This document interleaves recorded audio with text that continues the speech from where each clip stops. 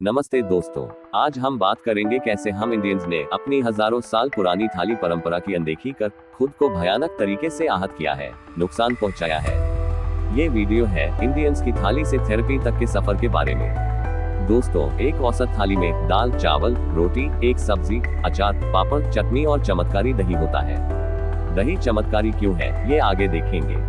अगर हम nutritional composition के परसेंटेज के हिसाब से देखें, तो इस एक थाली में आपको simple carbohydrates, complex carbohydrates, protein, fibres, vitamins, minerals and last but not the least antioxidants सब कुछ मिल जाएगा। और दही में ये सारी चीजें बराबर मात्रा में पाई जाती हैं, इसीलिए दही एक मिरेकल फूड है। इसमें दाल, चावल और रोटी स्टैटिक यानी स्थिर कंपोनेंट्स हैं, वहीं सब्जी और चटनी डायनामिक यानी सीजनल कंपोनेंट है, जो कि मौसम के हिसाब से बदलती रहती है।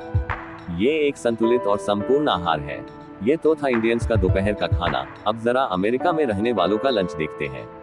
इसमें है sugar, sugar, sugar and sugar. फिर ऐसा क्या हुआ कि हमारे घरों से ये थाली गायब होती जा रही है? कम से कम कुछ हिस्से तो जरूर। दोस्तों, भारत अपनी पॉपुलेशन और फ्लेक्सिबिलिटी ऑफ थॉट्स के कारण हमेशा से ही बहुत बड़ा मार्केट रहा है, खासकर सस्ती रोजमर्रे की चीजों के लिए। ये कहानी है ब्रेन वॉशिंग और फिर गट वॉशिंग की। शुरुआत होती है गलतफहमियां फैलाने के दौर से, the phase of miss information. हम जो हमेशा से खाते आए थे, वो अचानक से 90 के दशक में सेहत के लिए नुकसानदायक हो गया था। घी, सरसों का तेल, नारियल तेल सब वसा युक्त, हाई फैट, हाई कोलेस्टेरॉल हो गया। चावल अनहेल्थी हो गया। हमारा हल्का फुल्का नाश्ता जैसे पोहा, दोपहर, उपमा अब हैवी हो गया।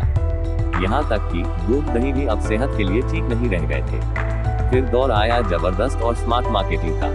इमोशंस का भर भर के इस्तेमाल हुआ, जैसे घर से दूर लेकिन घर के पास, माँ के हाथ जैसा स्वाद, देश की पसंद, और हम इस आंधी में उड़ गए।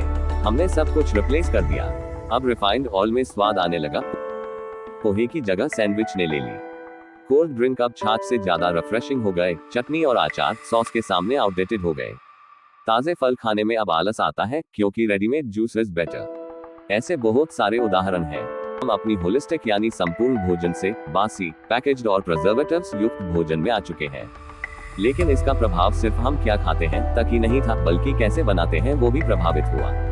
धीरे धीरे खुले बर्तनों में पकाया हुआ, ताजा, गर्म भोजन, उबलकर या भूनकर बनाया हुआ भोजन अब स्वादिष्ट नहीं लगता इंडियंस को।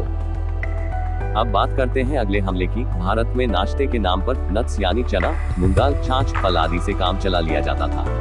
हम मुख्य रूप से दोपहर का भोजन करते थे और शाम का भोजन भी हल्का फुल्का ही होता था।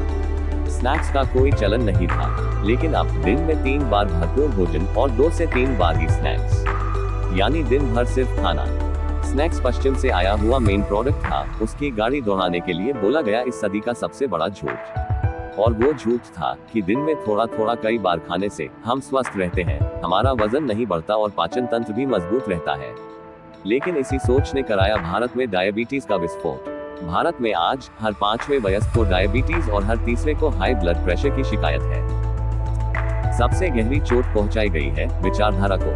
भारत में हमेशा से भोजन को पवित्र माना गया है।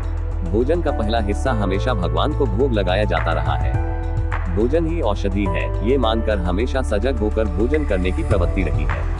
लेकिन अब भोजन मनोरंजन और सुखदायक हो गया है। शायद इसीलिए मीठे की मात्रा बढ़ा दी गई है, क्योंकि शुगर से ज्यादा अपन ह्यूमन माइंड को तो कोई नशा भी नहीं बनाता। इस शुगर और कोलेस्टेरॉल युक्त खान पान का असर पड़ा हमारी नींद पर, वजन पर और हड्डियों और मांसपेशियों पर। लेकिन सबसे ज्यादा प्रभावित हुआ हमारा पाचन तंत्र। कहते हैं पेट हमारा दूसरा मस्तिष्क होता है, क्योंकि दिमाग के उपयोगी वाले बहुत सारे न्यूरोट्रांसमीटर्स पेट में ही बनते हैं।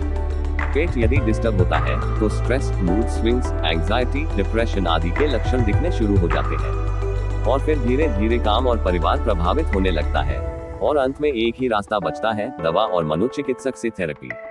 अगर आपको ये वीडियो पसंद आया हो तो लाइक और सब्सक्राइब करना न भूलें। धन्यवाद।